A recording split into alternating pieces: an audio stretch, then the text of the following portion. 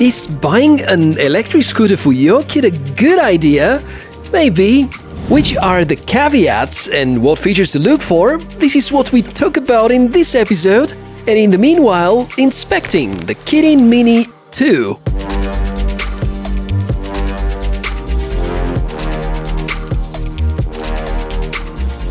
Hey, welcome Tech for Road channel. My name is Michael and I'm so happy to see you around. Electric scooters, they come now in many different sizes and scales, from off-road beasts through urban highly portable and foldable models to scooters for kids. This is where speed, comfort and characteristics are not so important, and the focus should be more on design, durability and most importantly, safety.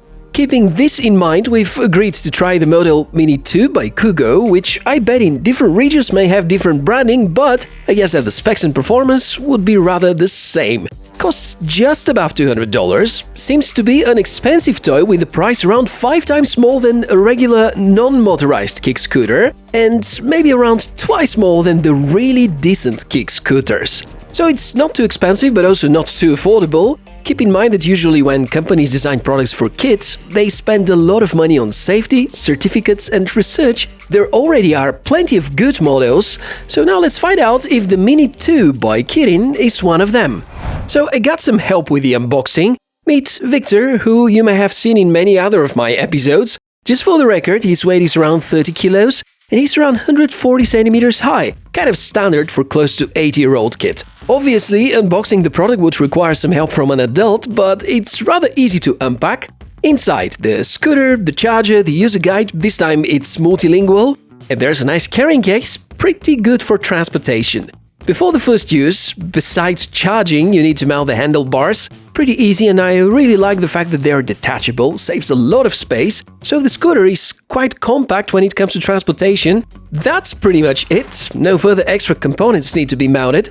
At first sight, the scooter looks great, rubberized board, and this little bump is responsible for the acceleration, very decent folding mechanism, and overall build quality feels pretty good.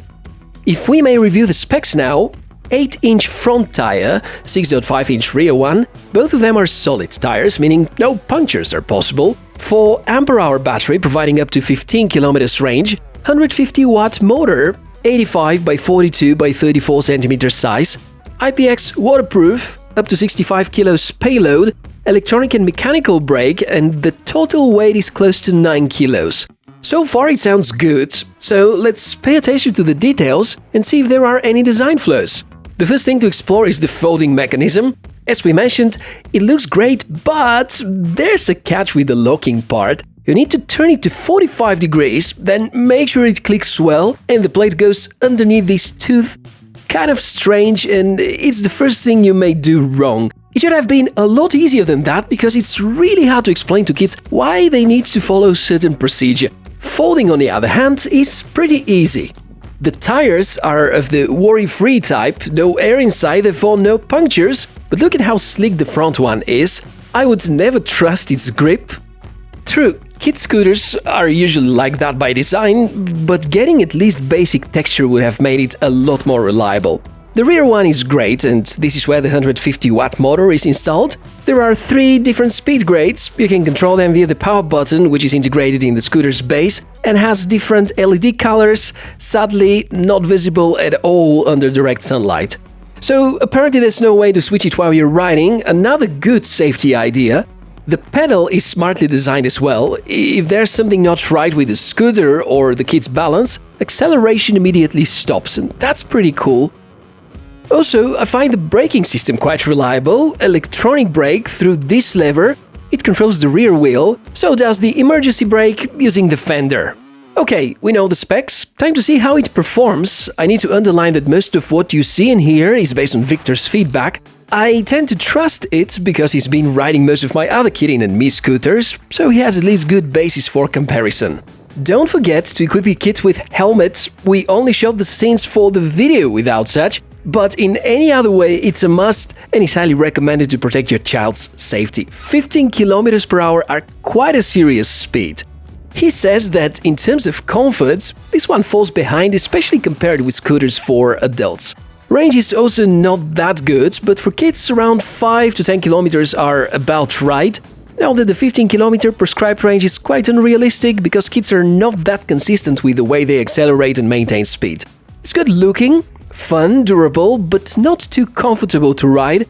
We had no mechanical issues except for this major flaw that I noticed: when folded, the carrying mechanism can fail you and it just wouldn't hold the scooter base well enough, so it can fall down and hurt the ankle or the hand, and that's totally unacceptable. So, to the drawbacks, besides the unreliable carrying mechanism, I'm going to add the sleek front tire, which makes it impossible to ride in rain or wet weather, the complicated folding mechanism fix, and the lack of some more obvious safety precautions, including LEDs or illuminators. There also are no dedicated lights besides the one for braking. Kids would always appreciate some LEDs and colors, and it would also make the scooter a lot more obvious to notice. Therefore, I would only recommend the scooter if you can live with the drawbacks mentioned. Technically, it's a very good design scooter, looks very solid, but if we look from the practical and especially the safety side, there are indeed some serious flaws which would make you think twice. Since this is a Kirin scooter, my dear friends from GearBest was so kind to provide a coupon code, so make sure to check the video description for more info and the best possible deal for this kids electric scooter. And I hope this video has helped you to make the right buying decision. Thanks for watching it, and make sure to reward Victor's good work with a like, subscribe to the channel for more cool tech inspections, and I'm Michael, gonna see you soon in the next episode. Bye!